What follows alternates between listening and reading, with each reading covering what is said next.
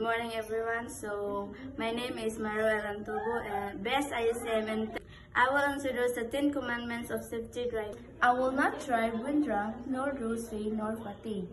2. I will not pass without care on curbs, nor hills, nor the view is unseen by my eyes. I will not violate speed laws nor exceed speed limits. 4. I will not disobey highway signs and traffic signals. 5. I do not make a twist without signal my intentions.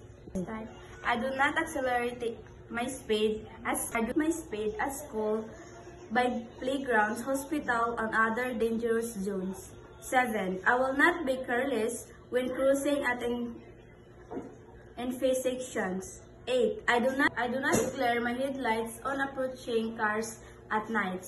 9. I will not slow down when twilight comes and unsafe road conditions are before me.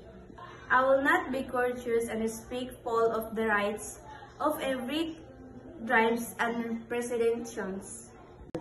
1. Thou shalt not gaze at typhoon. 2. Thou shalt not throw trash out of the window. 3. Thou shalt not or never drive intoxicated. 4. Thou shalt not take any chances. 5. Thou shalt break up tickets. 6. Thou shalt not drive override. 7. Thou shalt not drive with one right or with trolley lights. 8. Thou shalt adhere to the speed limit.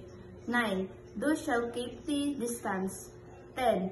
Thou shalt practice patience.